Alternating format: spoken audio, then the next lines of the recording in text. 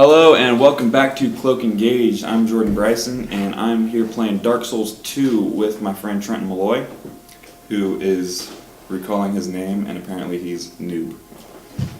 So basically, I don't know a whole lot about this game. That's kind of why I had you on the show, because you're kind of an expert, you could say, without being too modest. But so what do you think about this game? I know you played a lot. Well, it's game of the year, obviously. It's the best thing that's come out since sliced bread. There you go. Yeah. So we got to the character creation screen here, and as you can see, we start with a middle-aged white man who looks non-specific at all. So let's change that.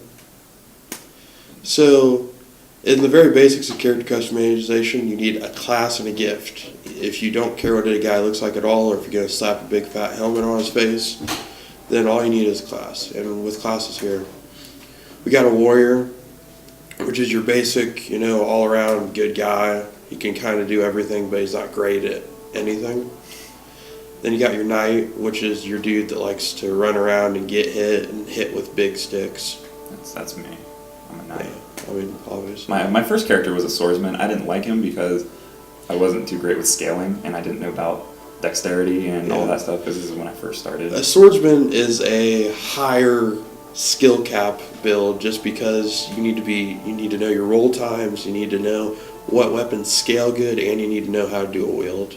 Mm-hmm. Then your bandit is your pure dexterity build. This is where you're going to be using bows and katanas, and unlike the swordsman's for dual wielding, bandits for more of a single katana, a blade in the dark. Then you got your cleric, which is your healing miracles, your lightning bolts, and you start out with the best armor, the best looking armor, I think, because you can't look better. I don't like how he doesn't start with boots. That was my deciding factor of not choosing cleric. Well, the reason for all of this is what they look like is it suggests a background. So a cleric, he's wearing Lindelt robes, which means he comes from the kingdom of Lindelt, and you don't know if you're exiled or kicked out or if you're on a mission. And then a bandit just looks like he's going to rob you, and then a sorcerer's from a particular school where they teach sorcery. Yeah, and then this is a sorcerer. This is, you like lasers, you like standing 30 feet back and never even pulling a sword. But he also starts out where basically anything in the game can one-shot him. Oh. Then you have your explorer. He's interesting. He's basically, if you're good at the game and you don't need any starting stats, but you want to start out with important items such as a petrified something, a Ferrous Lockstone, or a Prism Stone, then there's this guy. And then there's the deprived, which is basically, he starts with a stick. Yeah, you don't conform. You just want to be yourself. But in the first Dark Souls, doesn't the deprived, he has actually the highest stats, doesn't he? No, the deprived, it's exactly like you see here in Dark Souls, where you start at level 1 and everything is base. It's basically a clean slate. Yeah, and you can kind of do what you want. Yeah. So what I like starting with is the knight, because the knight starts with, in my opinion, one of the best starting weapons, which is the broadsword, and he starts with a good roll, some good HP, and a lot of stamina. Mm-hmm. And the knight, you can pretty much go either way, because he has 11 strength and 8 dex, which isn't as big as a gap as you'd think. So if you need to go dex, you can go dex, but if you need to go strength, you already got a little boost.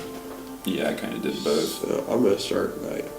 Then your gift is something that you get your journey with. Now, some of these are a giant mystery, and I would hate to ruin the mystery for them. So yeah, we don't spoil on this show. Yeah. I'm going to start with the petrified something, and then you guys will get to see what at least one of the class gifts goes with. And do we want to make this guy look any different? It's not really important to the story, but if you want to personalize your character, you can customize his face, his hair. You can make him have a beard or a tattoo. Yeah. But we don't really need to, because you can make him large if you want. Just make him look that's all I want. Make him look really weird. Yeah. But anyway, and make sure you stay tuned, because today we're going to do our little surprise thing a little different, because we're going to be doing boss fights. And there's they're kind of throughout the game, so it's not going to be right at the end. There might be one in the middle, but we'll definitely have one at the end. Yeah. And once you got your character all chubby or whatever you want to do, you can say this is your true self. I found that for me personally, playing online is easier because I rarely get invaded, if ever. Here, And let's skip that. yeah, those are the bonfire keepers, correct? Yeah, it There's supposed to be is. 4 of them, and there's like some lore behind why the 4th one's not there. Well, it's kind of a thing as which the 4th one is the big mystery. Everyone's like, where'd the 4th one go? Right. And if you go upstairs, you can get some early loot. Human effigy, which this is what changes you from your human form, not into your. This is what changes you into your human form from Yeah. your dead form, which helps a lot because that basically allows you to summon help. Then you walk back here. These tombstones. Funny fact about these tombstones: they're very helpful if you do not know what you're doing, but don't swing at them. They do not come back. Yeah. Do they? I don't think. No, they do not. No. And then this is a bonfire. These are checkpoints. These are lifeblood. This is everything about Dark Souls. Mm-hmm. And want to rest there to get your health and weapon durability back. That was a kind of a thing for me. I didn't know how to get back weapon durability, and I was kind of... Well, yeah, they took a big chance at that in this game because in the previous games, weapon durability was a factor, but it was so small. It was so minute that no one cared. And then they're like, we're going to make weapon durability a big deal. I don't think that's really important unless you really want to do that. That's basically showing you controls and how to do stuff. We can show we if you want. need to do this to show off the petrified something. I've never used it. I don't know what it does. It does something that could either help you or be completely useless. See, there's no other starting weapon in the game that can two-shot your beginning enemies. Well, anything can two-shot these guys. But once we get to later levels, you'll just see that this is a great starting weapon. Yeah, when I went back, I killed that troll, and that took so long, but it was worth it. Yeah, He there are drops that multiple. stone ring. Yeah, we see a troll right there. I was trying to kill him earlier, actually, and he ate me at least 3 times before I gave up. Yeah, they like humans Mhm. as food. It's weird. And that is what I like to call a backstab. Or your critical hit, Yeah. With a dagger, the backstab is extremely OP. Yeah, here's how you tell your backstab damage.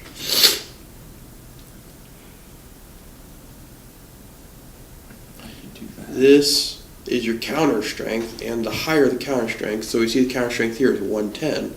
So that does a lot of backstab damage and parry damage, which I don't know who's parrying in this game because it's the hardest thing ever.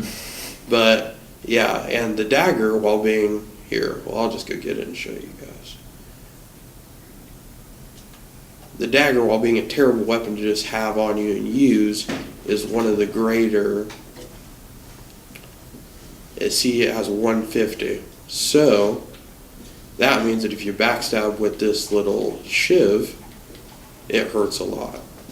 Many builds I've seen have incorporated this into having an offhand dagger just so when they get a backstab, they'll switch to it quickly. Oh, yeah. I don't like to dual wield. I'm basically a sword and shield guy, kind of the basic. Well, I want the safety of having the shield up there to block. And dual wielding is a double-edged sword because basically you lose your shield, which matters a lot, but you gain so much damage. Right. And it's honestly a higher level thing. Like, it's easy to dual wield when you're level 100, 190. It's harder to do it when you're 0 to 50. Right. And that's a dude with arrows who likes to shoot people.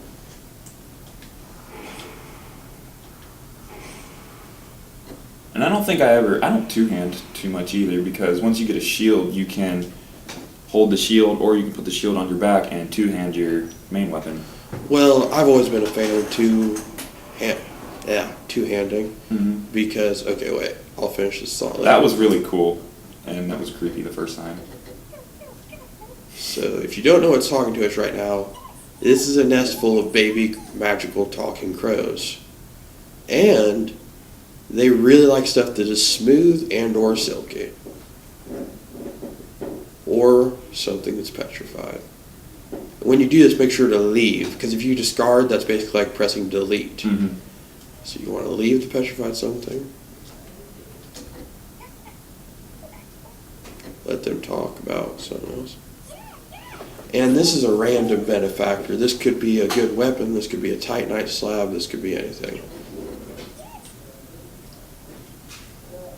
Oh, you got so lucky. We got the old whip. That is a lucky drop. That is so rare. We cannot use it now, but this is one of the best whips in the game. Honestly, after this show, I might continue with this profile just because you got that. Yep. It has a B, dexterity scaling, which is, it goes the way to S, which isn't a greatest dexterity scaling, but when it upgrades, the scaling also upgrades.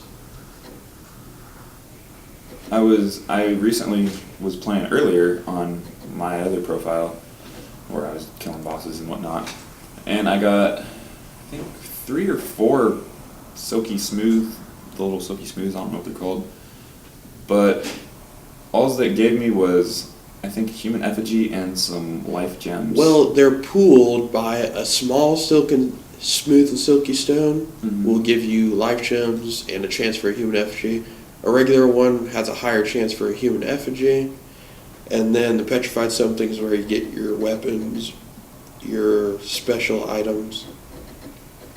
It's very hard to plot because it's all... and this is kind of the hub of the game. You come back here to spend souls to buy armor, upgrade armor. This is basically your hometown. Yeah. And there's a couple little secrets around here. Nothing major, but if you get it, it might help you later.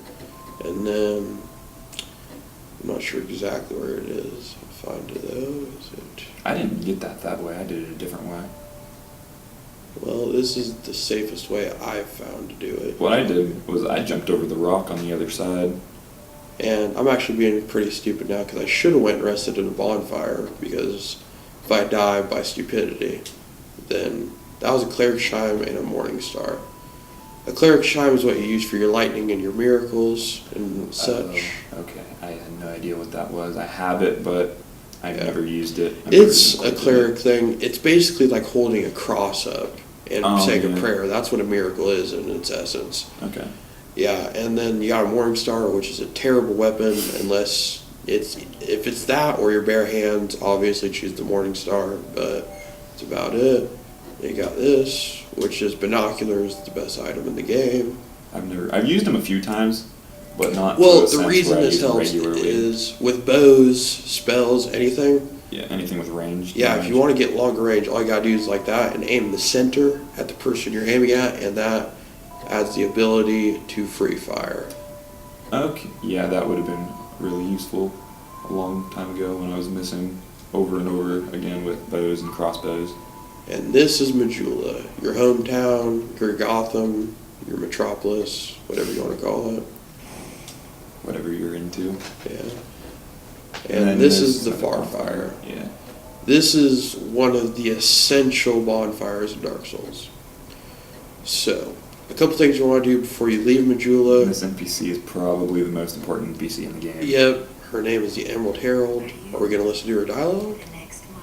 You don't really need to. All she talks about is how you're the new guy in Drang Lake, which is the kind of the world, I guess, the land. It's a country. The country of Drang Lake.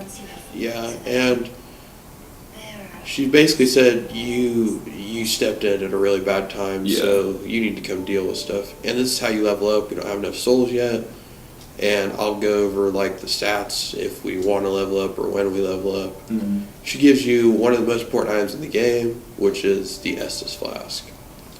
You start out with one, but basically you can heal with life gems, which is a gradual heal over time, or you have a quick insta heal with an Estus Flask, and you get those by finding a special item. You gonna show them where it's at? Yeah. Okay. 2 isn't much better than 1, but it helps a little bit. Yeah, I just recently got 4. Usually, I actually found that one on accident my first try. But usually what you do is you go up in that house, and then if you look down in the well, you'll be able to see it. Yeah. but I found it Honestly, because I was hitting stuff. and I got found it rocked. because I'm kind of an idiot, and I was just like, ooh, that's a rock. Yeah, that's exactly what I We did. should scratch it. I think I hit it with my shield or something. Yeah, and we got an Estus Flask shard, which is basically, the essence of it is it's a shard of a giant Estus Flask, so it's allowing you to hold more Estus in there. By the end of the game, you should have a full Estus Flask. You can have a max of 12, right? 12, yes. Okay. And you just hit upgrade Estus, and this is the most awkward part in the game because it makes no sound or has no visual effect. And you're just like, okay, I guess it worked. Mm-hmm. And then there's a couple other little side things you can do. There's the armor salesman who has his own little quest. There's a cat in that building that I don't want I to like talk the about. cat. The cat's awesome. She sells overpriced jewelry. But she does sell a very important ring if you want to do that way, or you can go with the NPC and get the ladder. Well, yeah, but you'll talk to all of them eventually. Eventually, when you come back, and if you talk to the Emerald Herald enough, she'll just be like, hey, there's a cat there, there's a dude there.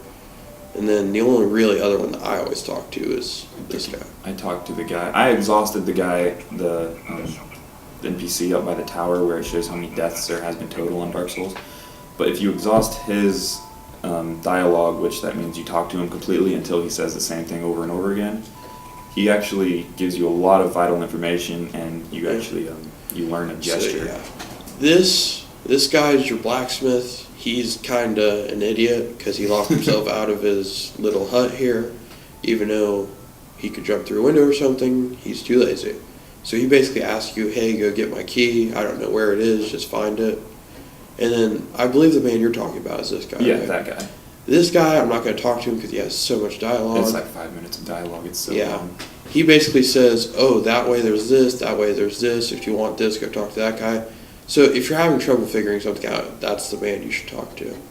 And then the first area of non-tutorial enemies is this way.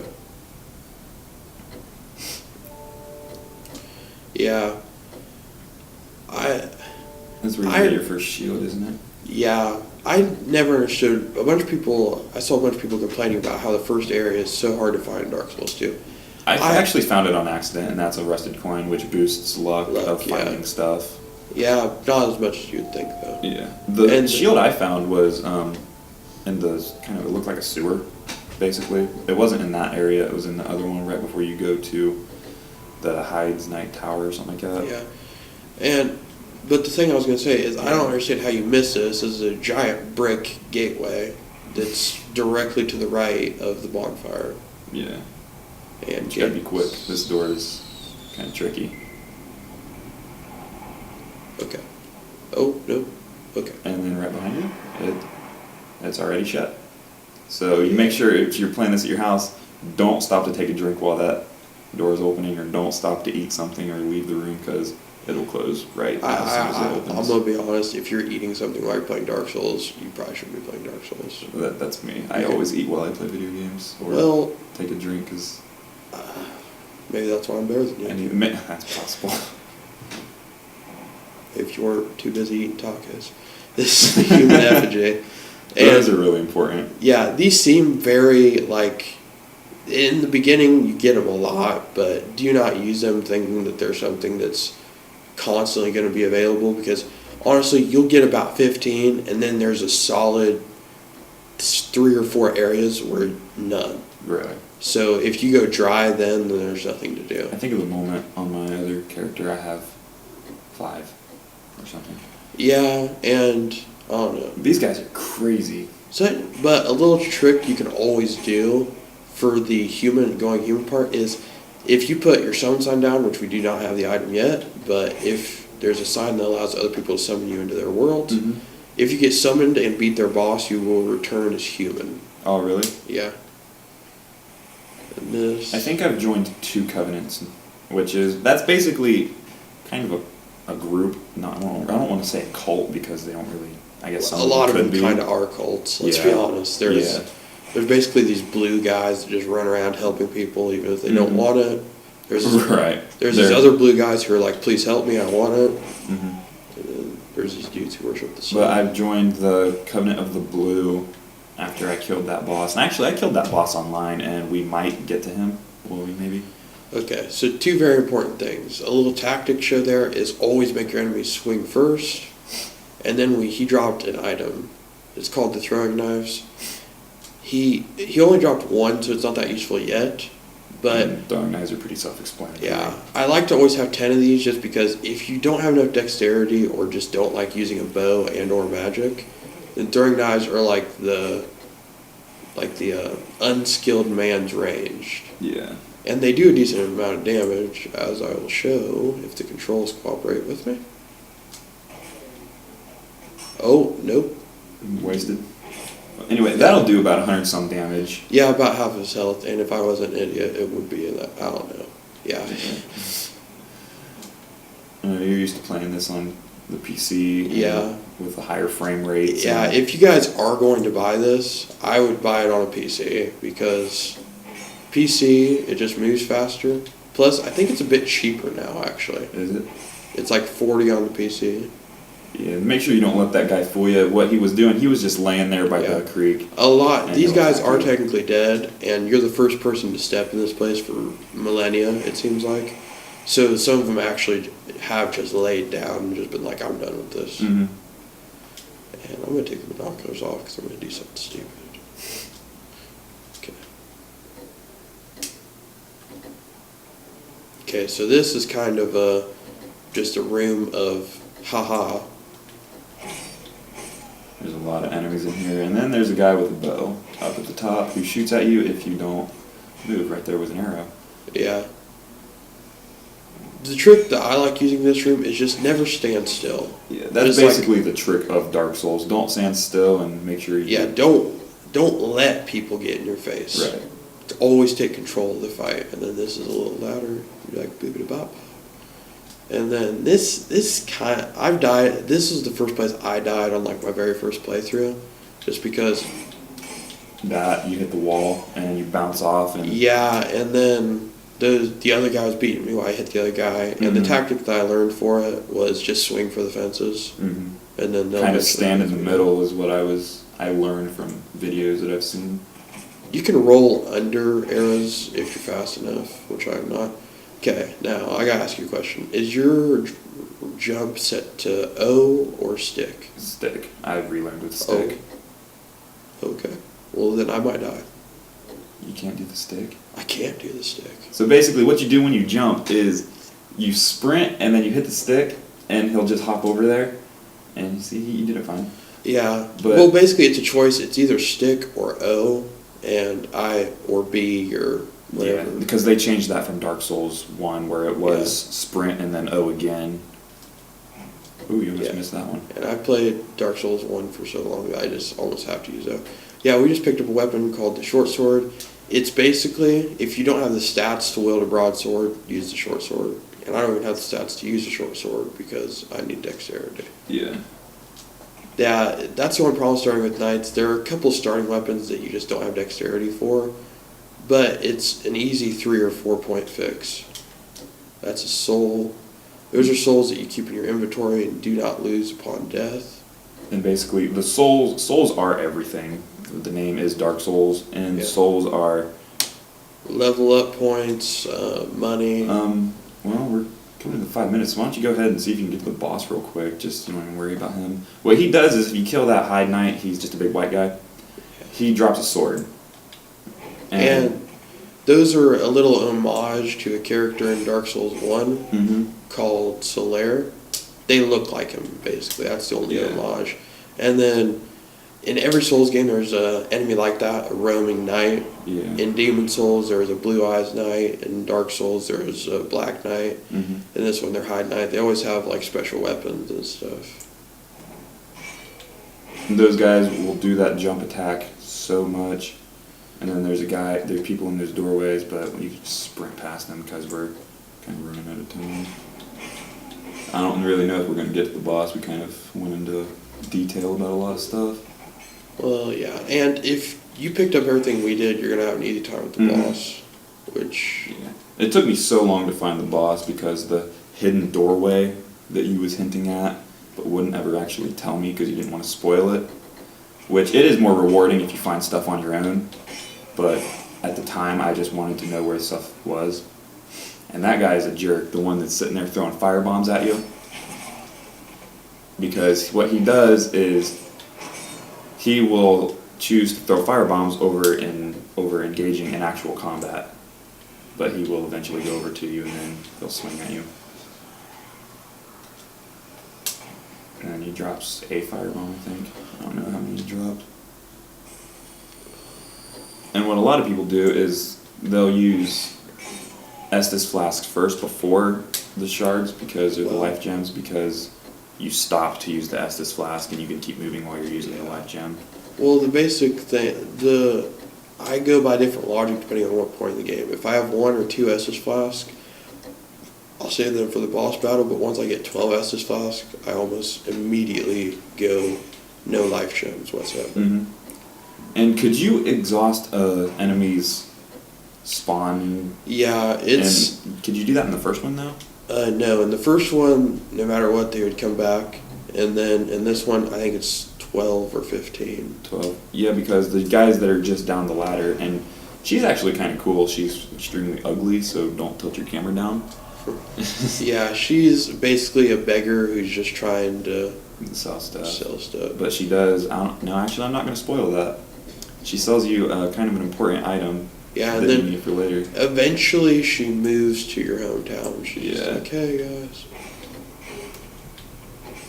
these guys are a little more difficult.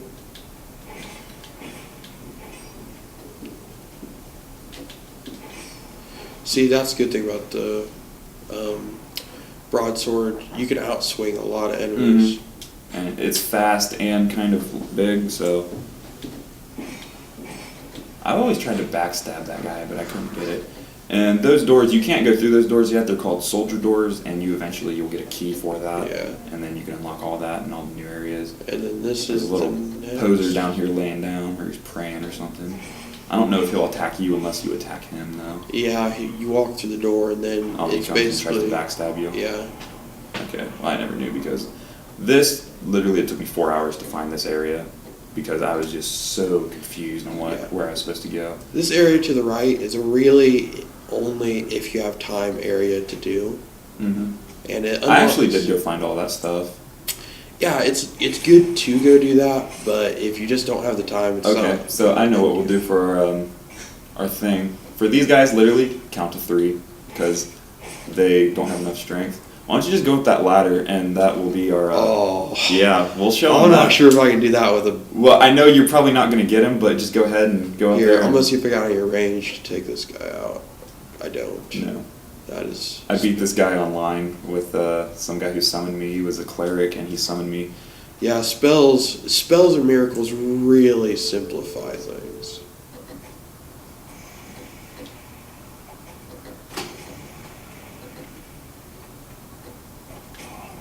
Okay, got you.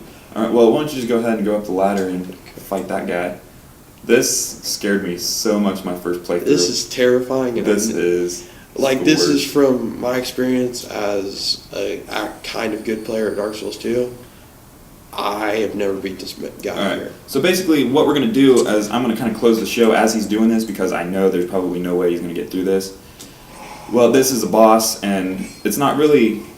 I don't know, it's not really defined as a boss, but this is the pursuer, and if you don't kill him here, you'll kill him later. But anyway, this has been Cloak Engaged, and I'll be playing Assassin's Creed 3 on my next episode, so make sure you stay tuned while Trenton tries to defeat this guy. I don't think it's going to happen, but we'll see. I'll see you guys next time. Oh my god, I'm a god. I really don't think you're going to kill him. You doubt me. Oh. Warning.